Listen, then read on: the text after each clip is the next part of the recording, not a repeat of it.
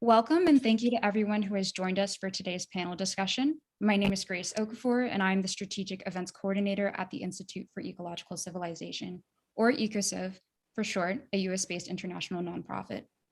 EcoCiv, in partnership with the British charity Reboot the Future, are excited to be hosting the program and series Conversations for a Life Economy. This project builds on Reboot the Future's 2020 Imaginal Conversations, a series of private discussions that examine our current way of life and seek to reimagine more positive and mutually beneficial relationships with ourselves, the world, and the environment. This project aims to bridge the golden rule and the core values that support a life economy to important initiatives and actions that are helping to actually bring it to life. Today, we are joined by three incredible panelists. Ornella de la Campa is the founder of Open Studios, a platform that connects independent designers and small brands to sustainable manufacturers worldwide. She has extensive experience in international business development. Ornella previously worked at luxury fashion house Oscar de la Renta and developed creative strategy projects for The Economist and its lifestyle magazine 1843. She earned her bachelor's and graduate degree from Boston College and University of California, Berkeley. Vanessa Arelle is a social entrepreneur focused on cultural strategy, developing frameworks, innovative spaces, dialogue, ecosystems, and connections. Since July 2020, she's held the role of CSO at Buffalo Grid, working in connectivity to bring digital prosperity to the unconnected and underserved with their Stream Spot Plus technology and service. From 2011 to 2015, Vanessa served as head of cultural affairs for Mexico and the UK. She was project director of Yoko Ono's Imagine Peace for the London 2012 Games and has been a regular contributor to Vogue Mexico and Vogue Latin America since 2014. Vanessa is currently a trustee of Fashion Revolution UK, a global movement that conserves and restores the environment and values people over growth and profit, and until recently a board member of Remake.World, a community of fashion lovers, women rights advocates, and environmentalists on a mission to change the industry's harmful practices on people and our planet. Finally, we have Rob Holzer, who is a recognized visionary leader in the marketing world with over 20 years leading agencies. In 2011, he founded Matter Unlimited, a pioneering creative and strategic agency to drive positive, lasting change in the world by leveraging the power of advertising, digital marketing, and creative storytelling. Matter Unlimited helped define the purpose economy, and over the past 10 years has created award-winning work for clients, including Nike, Abbott, Maersk, UNICEF, the Obama Foundation, Rockefeller Foundation, ABC/Disney, Kimpton Hotels, and TED, among many others. Prior to founding Matter Unlimited, Rob was founder and CEO of Syrup, which he created in 1998. And in 2007, he successfully navigated Syrup through their acquisition by LBI, now Digitas/LBI, part of the Publicis. Among other efforts, Rob is a founding member of the Civic Nation Creative Alliance, a group created by the White House under President Obama and now enduring with President Biden to connect key social initiatives to the country's top creative talent. Without further ado, I'm going to pass the floor to our moderator for today's panel, EcoCiv's President, Philip Clayton. Thank you, Grace, and welcome to our audience members from around the world. What we want to do over the coming few minutes is to invite you into a private conversation. Here are three friends sitting with a glass of wine before a roaring fire. Each one of these leaders is involved with a transformative project with global impact. Tonight, as they kick back in front of the fire, they're asking each other about what motivates their public work, what transformative experience led them to do the leadership roles that they're carrying now, or what sustains and fuels their work against opposition on a daily basis, month after month and year after year. If we can get a sense of the people, then as we shift in a few minutes to their project, I think you'll get a much better sense of how they're involved in following these values for a life economy. So, Ornella, let me offer you some more Cabernet Sauvignon, and maybe to start in the beginning to say, what was it for you that brought you into this work? Something about travel, what was the kind of experience that you would look back to that motivated the work you're going to be sharing with us today? Well, thank you, Philip. I would say I always knew I wanted to do something that had purpose. I knew that I wanted my work to have impact, but I wasn't really sure what that meant. And then about 5 years ago, I was on my way to Cambodia and I stopped in Vietnam, and I was staying somewhere along the coast, and I thought, wait, great opportunity to kind of go somewhere really secluded. You know, it was the first time that I was really traveling completely by myself, backpacking in Asia. And so I rode a bike and just about sunrise and found a really remote place, like this really remote beach. And I couldn't believe that it was the first time. I mean, I was already in my 20s, but it was like the first time in my life I had found a place that had kind of no human presence. I was there completely by myself, no sun chairs, nothing to suggest that there were people there, really. And, you know, I kind of really understood that. I sat down, meditated. It was kind of the first time I didn't have all these other things kind of drawing on my attention, and I could hear and see and feel everything, right? So I could smell the seawater, I could kind of touch the sand and hear, you know, the birds, like the leaves moving with the wind. It was kind of, it might sound kind of silly, but it was the first time that I had taken, or I had had that opportunity to just be, you know, not rushing anywhere, not paying attention to my phone or to work or to anything else. And I think in that moment, just feeling kind of like the warmth of the sun and realizing that I was there by myself, I kind of go into the water and I guess, and to kind of really immerse myself in that experience. And I think I really felt that connection with nature. And in that moment, I really understood that regardless of what I did, nature had to be or play a big part in what I did. And then I think after that and a few other experiences that happened on that trip, that really informed everything that I've been doing since. That's beautiful. Rob, I don't think I've ever asked you what was the motivation that led you to the work that produced Matter Unlimited and this incredible run that you've had over these last couple of years? Is that too personal of a question to ask? No, it's fine. I often talk about it. People ask me that, you know, how do you get into this through the years, for sure. And, you know, I often say that it came from the great gift of suffering, which I think as a Buddhist practitioner, I think that that's one of the truths that are out there, that wisdom truly does come from suffering. And if you make the right choices from those experiences that you have. But I had an agency previous to Matter, and I had sold that agency, as you heard in the bio. And I went through the 3-year period of earnout. And as that was coming to the end, I thought I achieved everything I wanted. I was a big, successful CEO, supposedly on a global stage.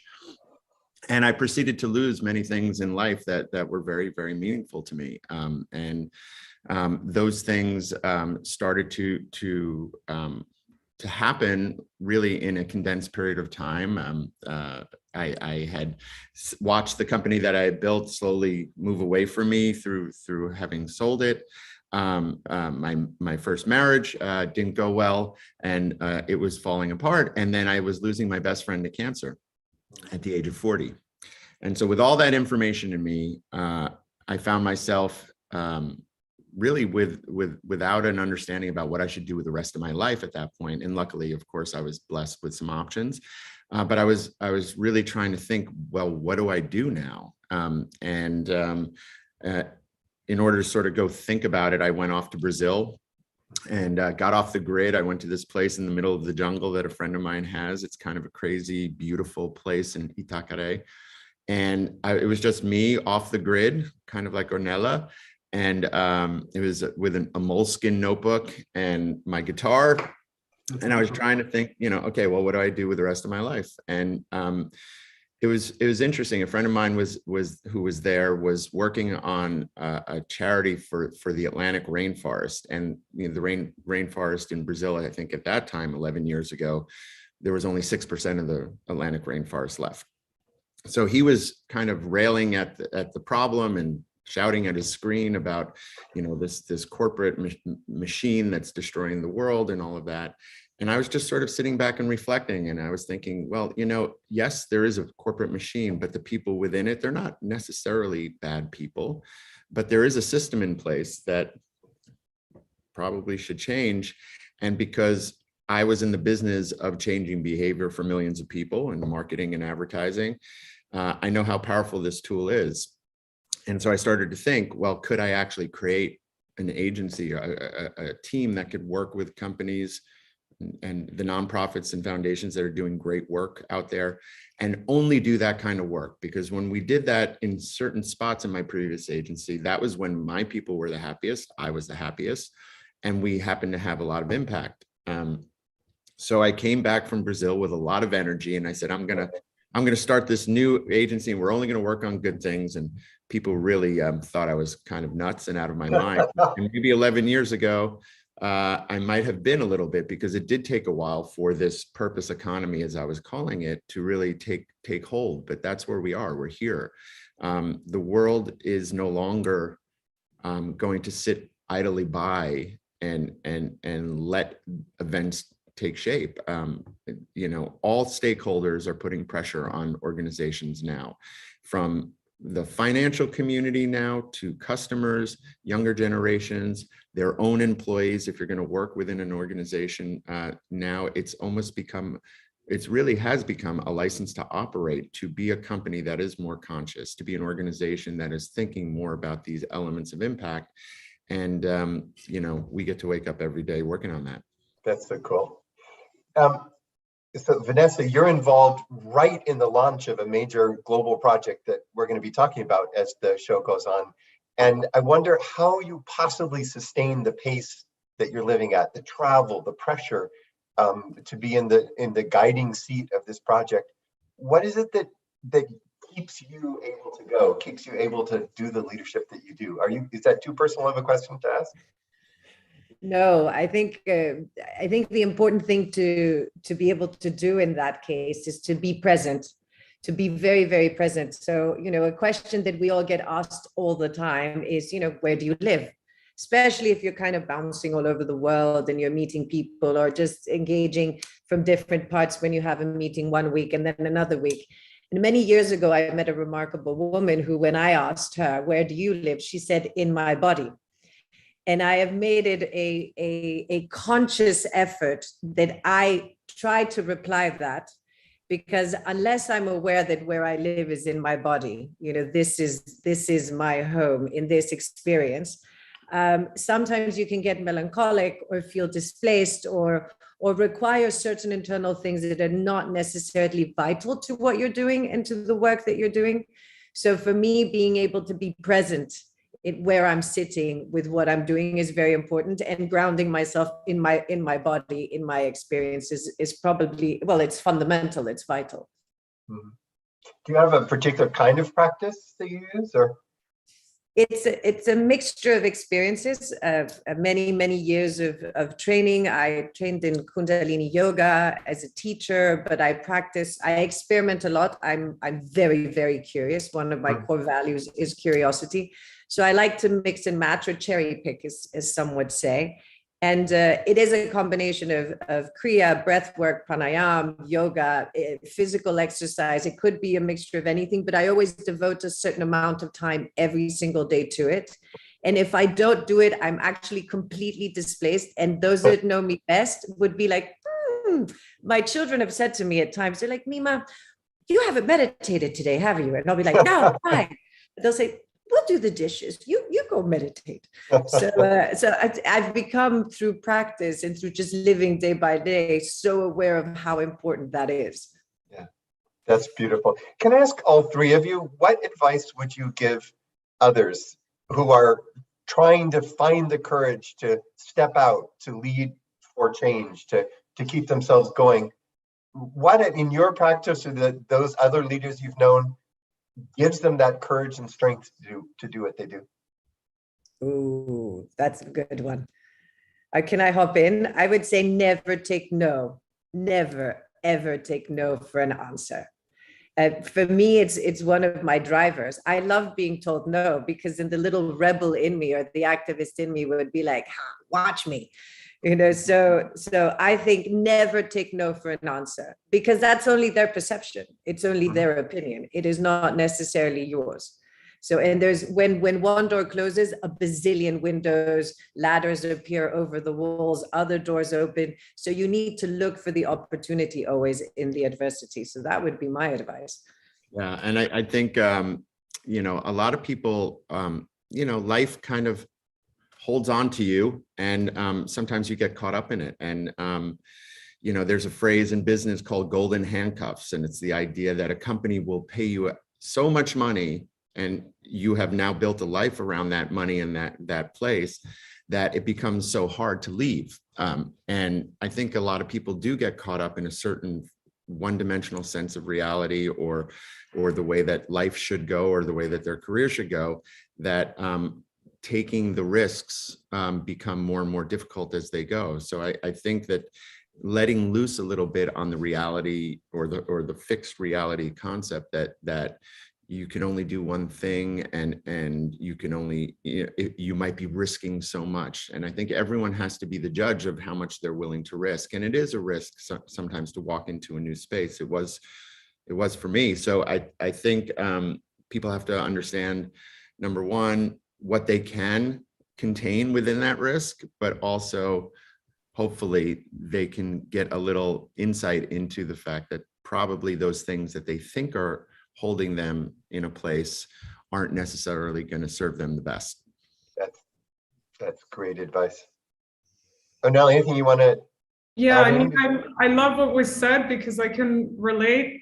I think the first step is really scary sometimes, and thinking, you have all these doubts. Am I really doing the right thing? Do I really have the experience? Am I gonna kind of do the plunge, and then no one's really gonna come knocking at my door? And I love the not taking no, but sometimes hearing the no's also informs how you can do your best work. And it can also give you even more motivation, because I've heard a lot of no's when I started out. I still hear a lot of no's, but I've learned to kind of filter, right? So the ones that don't really matter, and the ones that are useful, right? The ones that come with some like constructive criticism, the ones that kind of push me forward and that make my work better. So I think for me, the biggest thing has been, once you get started, you'll be very surprised how many doors open, because you're looking for it.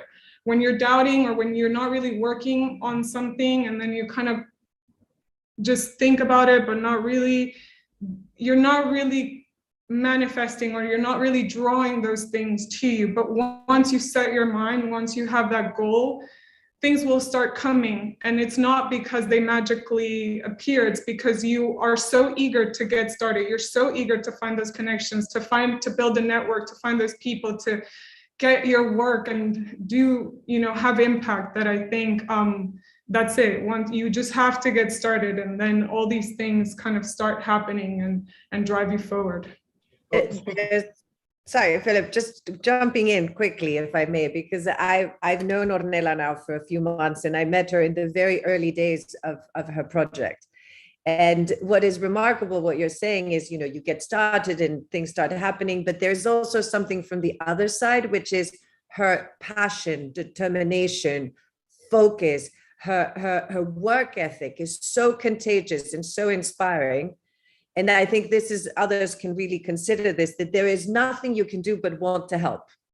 And when you're sitting there and you know how Ornella is, or what Ornella is doing, and all of a sudden you come across something that is interesting, you send it over.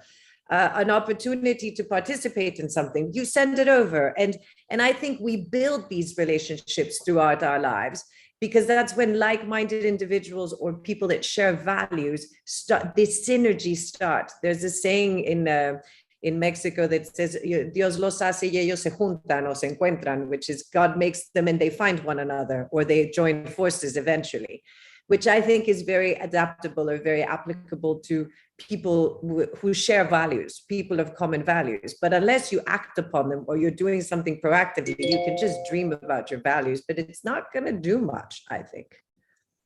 That's a beautiful segue to core values. And let me just ask each of you to name, what are the guiding values? What's the North Star for you? Kim Pullman often talks about the golden rule, especially adapted to include treating nature as well. But what are the core values that motivate the work that you guys lead in the world? Each of you.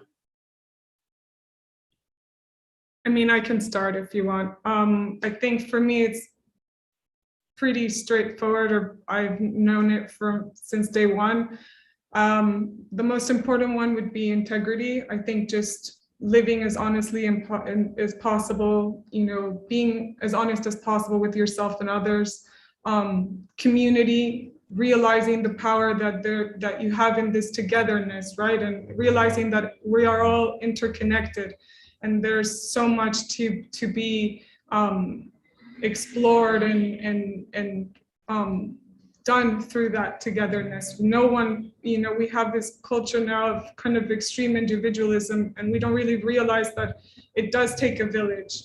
Vanessa has been such a fierce supporter since day one of my project, and it's thanks to her and a few other people that I've really been able to get my work kind of off the ground. And then, as we were saying before, nature, right? Understanding, kind of restoring this relationship with nature as Mother Nature, as someone that really provides this sustenance, that is kind of a force that should be revered, and understanding its strength. So yeah, anyways, those are my three. Others. So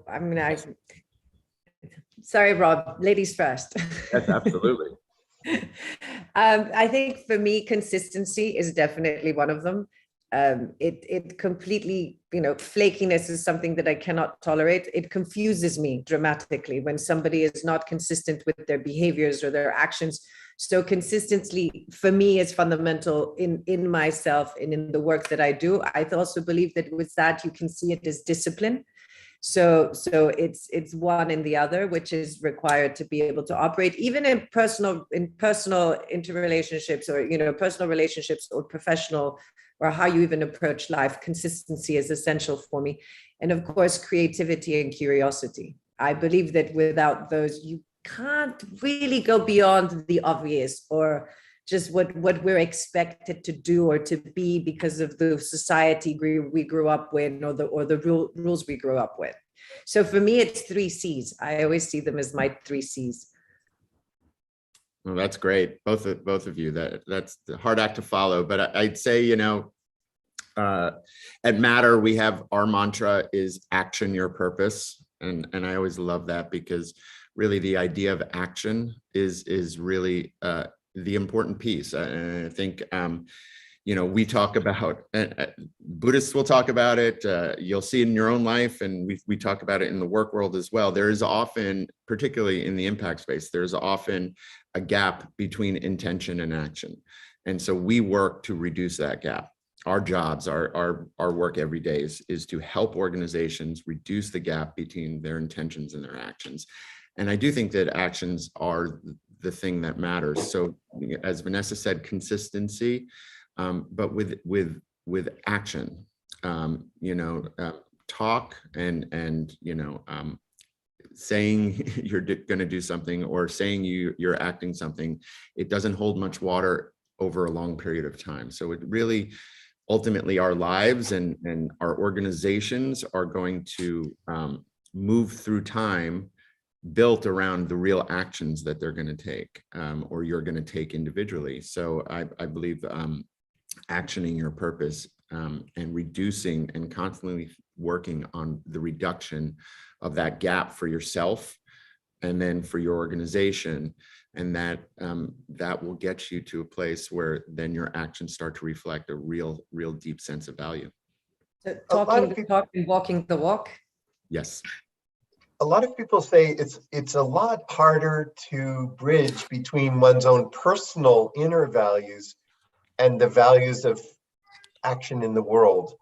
It's a lot of people say, well, I've got my private values, of course, but then in the workplace, I have to do the things that are expected of me for my role. Yeah.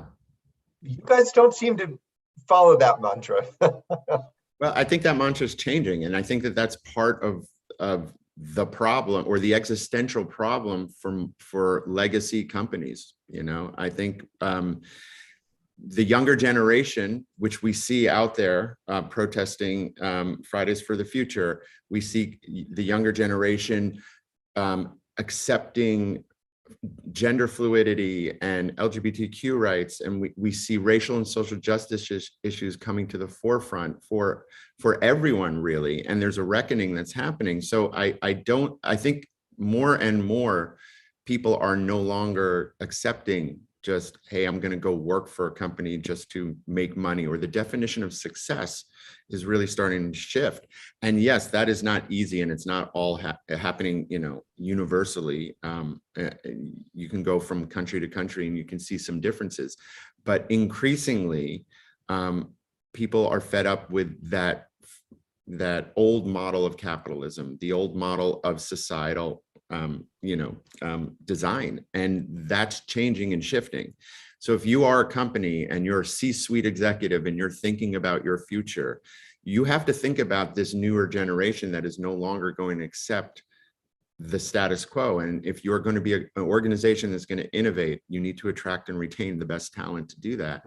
So I do think that that's loosening. And I think that, climate change realities that we're facing right now are bringing that to the forefront. The inequity issues that are facing modern society are bringing to the forefront. Racial and social justice reckoning that's been happening in America and elsewhere. These things are happening, and organizations no longer can sit on the sidelines and say, we're going to just sort of do nothing about it. Is that right? Vanessa Arelle. I wanted to add to what Rob was saying, because I think, that is so true. And also not only a generational thing, but I think the pandemic really made us kind of take a step back and look at what our priorities were, what our values were, what we wanted out of life, what are the important things. And that's why now a lot of these big companies are having such a tough time retaining talent, because people have realized, like, why would I spend 16 hours, 12 hours, like crazy amount of hours working for this corporation? I don't feel represented. I don't feel like it really carries my values. So why should I keep doing that? So I don't, it's really strong sentiment in young people, but I think we are seeing that more and more. There's this awareness of what are the important things? What does growth mean, right? What does that mean for us and for future generations? Can we keep working in the same way that we've been working up until now, or do we need to kind of shift our mindset and have different measures for success? We need to maybe redefine what that means and whether growth is a part of that. I think you're both completely on ball with everything. I think definitely COVID accelerated this awareness. And if you're not in the grinding machine every day, that you go into the office and you're kind of, cookie cutter, you do the cookie cutter thing, but then all of a sudden you found yourself at home in your reality, whether that was with family or you were alone and isolated. We couldn't leave our apartments. We could only go out, where I was, we could only go out, I think it was once or twice a week, to go to the supermarket. You weren't allowed even to go for a walk. So you couldn't touch nature, you couldn't see nature. So I think that the awareness that happened in this was because COVID didn't differentiate between race or social class or status or whatever it might be. It's affected everybody equally. It made us all aware in a way that normally we were living to work, living to work, and now we're kind of working to live. And I think that step back that we were all forced to take made a lot of people very much aware. Many people had a choice to be able to do it. Many people don't. But the awareness, the access to information, social media, sharing ideas, and all of that has accelerated the awareness. And I think it is a movement. It's a movement that we won't be able to stop. I can't think of a better definition for life economy than working to live, rather than living to work. I want to turn the spotlight now to what it is that each of you is involved in 110% to try to bring about in the world. And Ornella, could I invite you in first, just to describe to us, I'll put it boldly, what is your biggest dream? What would you like to accomplish with your life, working to live? I think it's gonna maybe sound very simple, but it's quite big. I just want to be a force for good. I want to know that everything that I've done has had a positive impact on others, to the extent that they might want to adopt or incorporate the same values that I have. So in a way, if I can do that, and then other people can kind of keep getting that message across, then I think we'd achieve really transformational change. So introduce us to your project. So I founded Open Studios about 2-3 months before we got locked down. And it's a platform that connects sustainable manufacturers with independent designers and small brands. And so the idea is to have all these players that want to come into the fashion industry do so as sustainably as possible, because someone that's an entrepreneur has very limited resources. They don't really necessarily have the knowledge. The people that they might come across when searching might not be the best partners. And so what we want to do is help these newcomers do so as responsibly as possible. We want to give them the best foundation possible so that as they establish themselves, they can kind of grow that strategy, maybe even become circular enterprises. And then on the other side, also to support those on the supplying side that are doing things the right way. So artisans, cooperatives, not necessarily, also factories that have gotten certified, but it's not about that. It's about rewarding good practices and people that are putting in their bit to do better. Vanessa and Rob, what questions would you ask Ornella? What would intrigue you about it? What advice would you give? Rather than my asking the questions, let's turn it over for you. We'll stick with our wine in front of the fireplace idea. We've had those conversations. And one of the things, that I find fascinating is like, how do you go out and you find these artisans? How do you find these cooperatives? How do you move in the world? She was locked down. Literally, she came up with the idea and was developing the software. Next thing you know, she was locked in the house and couldn't go and meet people and see people. And she somehow did it. So like, how? That's my question. Like, how did you go out and find the artisans, the designers that were willing to participate? I find it mind-blowing. When I met her, I was like, wow, how did she do this? So how? And I guess I would always have the same kind of related questions, which is how would you scale your impact, right? So how can something, when you take a model and it starts to work and it starts to develop and you want to make a positive dent in the universe and probably want to do that at scale. There's many people you could be serving with the platform. And so then how do you take it and what's going to help to throw some gas on that fire and amplify your efforts so that you can scale? Both good questions. So to Vanessa's question, I think, my friends and family always tell me I do the work that no one likes to do and that everyone dreads, because it's like the really nitty-gritty. I have to go and find information where people don't even think that information is there. It's not necessarily mapped. These suppliers don't have websites. So then I have to kind of find associations, groups, fashion businesses. It's all about kind of building a network and through them establishing who these players might be. With artisans, it's a big challenge because artisans are not necessarily the most tech savvy people. So workshops and atelier are usually managed by people that work on computers and have that kind of knowledge. But with artisans in particular, that's quite tough. But we've been able to do that through associations that help artisans, and hopefully, as we work towards the next step for open studios, we'll find better ways to incorporate them onto our platform.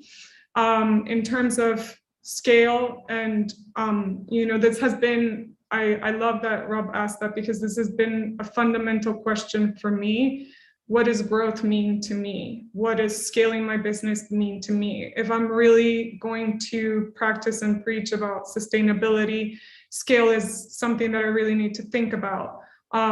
We at the moment, we only work with small brands. So we kind of put a ceiling as to the maximum orders number of orders that designers can ask for from our manufacturers. I think for us, growth is more on not necessarily just to keep making those connections, meaning not only staying as a platform that can make that connection, but that can help the brands make their sustainability roadmap, that can inform that sustainability strategy and kind of be a hub for innovation, right? Because as time goes by, we're seeing all these other things come into the market. And so I think it's about trying to keep those companies that work with us at the forefront. And that's how I see growth. I have to admit, it's not going to make me be Bill Gates or Elon Musk, but I decided some time ago that I was okay with that. And I have to be okay with that, because otherwise then, what makes me different to any other platform, any other agent in the business that's just like helping more and do more and produce more. I see a consultancy business emerging here out of open studios as well for the big brands. I don't know about you, Rob, but that's what I see. Let's get all three of your projects on the table and then see where you take each other once we have. For you, Vanessa, these are actually the weeks that a dream you've worked for years is emerging. Can you just describe what's happening in these days as we speak? So Buffalo Grid, the company that I work with, developed a technology called the StreamSpot Plus, which is like a standalone unit that looks like a PlayStation that can be connected to a solar panel to run off the grid. So no need for mains power, that has preloaded digital content and services. So this is ideal for very remote, underserved or unconnected communities or groups of people, for example, in refugee camps or in very poor areas and in peri-urban areas in developing countries, one could say. So it's about giving access to digital services and digital skills that people wouldn't have otherwise, because the barriers for this are, well, affordability is the main one. So we do streaming and charging of your phone for free. Being able to charge your phone is another problem. So we solve that. People don't have digital skills. The screens on the little machine tell you how to download the app for free, how to connect to content for free. So we bring education and health, information. We can do entertainment and sports. So I've been part of the team now for almost 2 years, but I was actually one of the early people getting involved in when it was a project as an angel investor. So this company has moved a long way, went from a bicycle generator in Uganda for coffee farmers to an imminent deployment. The units were shipped on Friday to Bangladesh. So we're going to have within 2 weeks, the first units deployed in Bangladesh, working with Robbie, the mobile network operator, and bringing, especially after COVID, that we know how the digital divide affects people much more and how it widened, to know that we're going to play part of narrowing that divide, of bringing digital skills, bringing, access to digital services, digital education, because millions of kids have gone without an education for years now. We could almost lose an entire generation in the developing world. And also as a result of the work that we did to pivot during COVID, that all of our manufacturing delays because of the supply chain and shipping and everything, we started looking at the possibility of working in refugee camps with the displaced and host communities in sub-Saharan Africa and in the Middle East. So as the hubs are now being shipped, we actually have projects running in refugee camps in Uganda. We've got a commercial project running in Bangladesh. We just hired our first team member in Nigeria. So it's beyond exciting that we're literally today I had confirmation of the tracking thing that was leaving from the factory in the Philippines to Bangladesh, to our fantastic team member there, the first 25 units, and then in 2 weeks we get the rest. So it really is, we're there, we're just there. It's so exciting to be in the moment when this is happening. Rob, Arnella, what questions or comments would you have for Vanessa? Oh, you're muted, Rob. Sorry about that. I'm very familiar with Vanessa's project and Buffalo Grid. It's exciting to see it now coming into the world. I think for them, it's going to be, how, again, very similar question. How are you going to scale this project? And I know that they have plans on that. I've seen some of it. And this is one of those kinds of technologies that could be really, really game changing in a disruptive way in these communities. There's definitely, opportunities to create amazing partnerships. That's one of the things I'd be thinking about. I know probably Vanessa is thinking about already. How can you develop partnerships and relationships with organizations already working on the ground in those communities to really start to bring it out to more people? Mm-hmm. So yeah, you're right. The partnerships are what is key for the work that we're doing, and not just in terms of our content partners, but our deployment partners. And it's not just because the content is good here and then the deployment, they'll be able to help there. But what is fundamental of what we're doing is regional relevance. So our partners are key wherever we go. There is like a global universal concept and potential library that you can export to different places. But in each country, our partnerships are key for the way that we deploy, how we deploy, and everywhere we do have a focus on women to support women entrepreneurs. We saw in our trials in India that every shop owner that had a hub reported a 50% increase in revenues. So if we deploy hubs to women-run shops or cooperatives, then we know that that 50% additional revenue will be reinvested into their children, their education, nutrition, the community. So there's just little things we're learning that we can apply globally, but we know that in order to be able to find, local civic society, community leaders, we need to work locally and very much grassroots. So we're creating a hybrid of partnership style that we're working from multilaterals with little tiny organizations in refugee camps, and they are our eyes and ears on the ground, and they are our first locations for deployments, and then they're bringing their friends.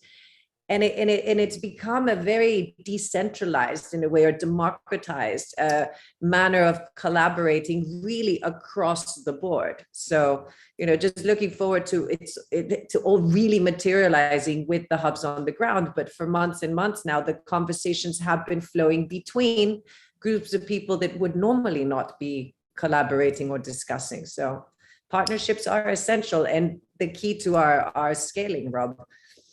Yeah. Speaking of Rob, let's talk for a minute about Matter Unlimited. The organization is not brand new, but I have the sense that this moment is, that there's something about this moment that's a transitional moment for you. Is that true? And how would you name this moment in the history of Matter? Yeah, I think that lately I've been saying Matter's an overnight sensation, 10 years in the making. I think it's because of really a reflection of the moment we're in right now as a society, as a business, community, and Matter's feeling that very much. Our company is growing at a really a fast clip right now, and I think that we're taking a shot at really my original vision, which was to create the first global agency or consultancy of good, a purpose-led global agency and consultancy. And if we could do that, that would be an incredible model for the industry of advertising and marketing, that there can be a different way. And it's very interesting right now, actually, that there's many stories and a lot of energy that's happening in the advertising community around the responsibility of professional services businesses in relation to climate change, in relation to social issues that are affecting communities, because obviously advertising and marketing is a tremendously powerful tool that has been leveraged to sell a lot of people many things, and oftentimes also to good wash or greenwash the bad actors that are out there. So, Matter Unlimited, one of the biggest things, as we say, action your purpose, was to walk the walk. So from the beginning and up to now, we have only worked on purpose-led work. And it was only a hypothesis to me at the time that would organizations choose to work with us if all things were equal, because we're reflecting these values and they're sort of moving into that space, because very easily they could just work with another really smart consultant or another smart and creative team of people. But it is proving out that organizations are hiring Matter, not only because we have the team and the smarts and the chemistry and everything that's working, but it's because we are actually reflecting where they want to be going as an organization. And we have a diversity of people and thought that related to the space, and of course a specialty on it. So right now is an exciting time because we doubled our company last year in size of people and in revenue, and we're engaged in incredible projects across the 4 pillars that we say that we're working in, and health equity, education equity, racial and social justice, and climate opportunity. And we say climate opportunity for a reason. Across all those sectors, there's incredible amount of energy. The nonprofits that we're working with have, many of them receive unprecedented funding. The businesses that we're working with, have moved purpose into the center of their brand and into the C-suite. It's no longer this bolt-on additive solution called corporate social responsibility. Thankfully, that is moving away. And this work around ESG, environmental, social, and governance, has come to the forefront and is now something that companies are being measured on, that they're being tested. It's the #1 board agenda across all of the business community. So we are feeling that. Our team is doubling again before the beginning of the summer. And we are, moving into regions that we're going to be operating in order to just meet this moment. It's exciting in that way. And I think really just a reflection of where we are in the world. Fantastic. Ornella, Vanessa, comments or questions? You be the conversation I have part. questions for both, and I think I'd love to know what kind of, can you think of a really unusual partnership or industry, non-necessarily related to your everyday work, that you're excited or that would be kind of a dream to work with? Is there something that people don't necessarily connect with your business that you'd like to see happen? Well, I can go. That's a great question. Many things are coming to my head because, we have such incredible partnerships that come our way based on various relationships. But I think right now, emerging technology is a really, really interesting space. And, I think it has great potential for serious impact. And I'm talking about blockchain technologies, and I'm talking about Web3. And these are buzzwords. These are very, very nascent areas, but there are projects out there that we've seen, certainly within the blockchain space, that have great potential to address certain issues of equity around the world, potentially banking the unbanked and doing many, many things that can have a tremendous amount of impact, tracking health systems, all of that. But right now, there's a lot of energy that's moving in the other direction in the blockchain space too. So, these are all tools that come about, and then it's a question of how humanity wants to really use these tools. I think with the energy that we have now in the world and how people are thinking, my hope is that a lot of these tools are going to be used to really have some real positive effects. And we're talking to many companies that are trying to do that in the space, and we've dated a few. So I'm looking forward to meeting a few more that could be amazing partnerships for real impact. Awesome. The same thing for us, actually, Ornella, and the blockchain, particularly with the identity for the unbanked, for people that don't have medical records. We developed actually with 2 projects in 2 different countries that touch upon these concepts and these ideas. I mean, we have to develop the software for it, but in principle, it works through our units, so you can actually mitigate the cost of connecting people to the blockchain. Instead of, say, having 600 people with data costs and with a SIM card each, you can have 1 SIM card in 1 machine that can connect and be doing as a server, as an additional step in the process, but then you don't have the data cost involved in it. Obviously with super strict data protection and security and everything, but blockchain-based for finances and for health. Are part of the concepts that we've been looking at, and predominantly within the refugee displaced space. Which most of these people are people that just have to get up and go within seconds and cannot bring anything with them. So there's huge potential to help a massive demographic there. At the moment, there's over 84 million displaced people in the world, and that number is growing by the day. It's expected that by, I can't exactly remember, but 2040 or something, it will be 1 billion. So we really do need to start coming up with solutions for this huge chunk of humanity, and also think about all the children and the potential that is there in terms of raw talent and just, people. So for me, I think it's very important to look at these new technologies, and it goes back to exactly the same thing, which is it somehow decentralizes opportunity across the board. It makes it democratic, or it decentralizes opportunity and access. A listener asks, can you describe a challenge you face and how you go about the process of trying to overcome it? What do you do when the challenges mount? What's your process? For me? Anyone from a listener. Challenges. Well, it's been a challenge getting started. It was a complete challenge to, one of the things that I was doing before the pandemic started was that I would visit all manufacturers or before onboarding them to our platform. And obviously when we went into lockdown, that was no longer a possibility.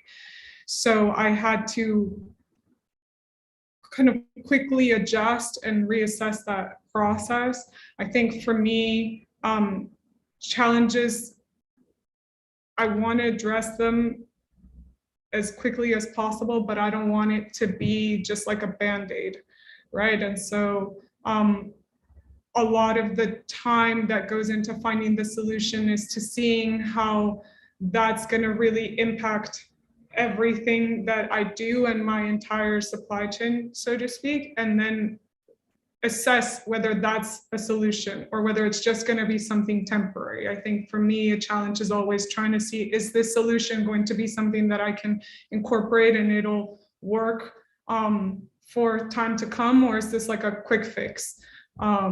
That's how I've been addressing challenges so far. But I'm sure, I mean, Rob and Vanessa have way more experience than me, so I'm sure they'll have really interesting tips to share. We have time for one more brief answer to that one. Who would like to do it? I can give a brief one on this. Work the problem. I think that challenges are inevitable. They're always going to come along, and you have to put the work in. Just get up the next day. The emotional part of being a business owner or running a company or running anything, I think, is tremendous. It's a roller coaster ride. And I think if you can, someone said, try and solve 3 things in a day, and just, you don't have to solve the world, but just keep working the problem. Vanessa, I have to know what you think on this one. You face a lot of challenges. Yes, I mean, I think I've gotten to a point where a challenge, I don't see problems, and challenges, I call them opportunities. So it just makes me kind of perceive them differently, approach them differently. And I will always try and go to probably the smartest person I know, or the one with most experience in that space, and ask for 10 minutes of their time a little bit of advice, and then from there go on and make my own research and work with our team, within our team as well. And that applies also to my personal life. Always go to the person that with the most experience for guidance and a little bit of a pointing you in the right direction. That's beautiful. It's a 7-year tradition at Ecociv to close with a question, and I'd like to ask this and hear what each of you think. It's the question, what gives you hope? Knowing the data of the world, knowing the world as well as you do as leaders, knowing the personal and the professional struggles, in the midst of that, I think the audiences want to know, as a leader, what gives you hope? What keeps you going? I'll go. Knowing people like the ones on this call, having the privilege and the honor of knowing people such as yourself, Rob, Ornella, and others that have a collaborative spirit and a generosity of spirit, basically. That's what gives me hope.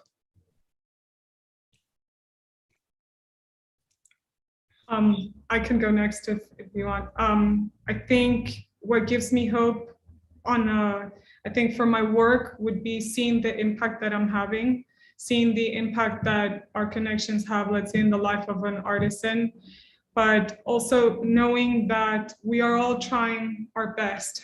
I don't think most of us set out to be bad people or do evil. So I think knowing that we are all trying our best or to make the best of circumstances, that gives me hope that we can kind of do better. I'm thinking back at it's ironic. Hope was a big word for President Obama, and I worked on some of that work. And I think the 3 words that he used to say: hope, act, change. I think they resonate for me. Really, hope and fear are dangerous on both sides, but action really does become the great changer. The thing that can change the world and move things forward. So moving your own hopes and dreams into action would be my hope for the world, for most people, and for all of us as a society. What a great closing word. This has been an incredibly rich discussion. And I think it has been because all 3 of you are people of action. You are acting boldly on global stage toward radical transformation. And it was a privilege to get some sense of what makes you tick in your daily life, what your transformative experiences have been, what are your driving values, and then just to begin to get to know your projects. And on behalf of the audience and myself, I want to say what a privilege it's been to spend this hour together. With that, I hand back to our host, Grace Okafor. Thank you, Philip. Thank you very much. Thank you to all our panelists and attendees globally.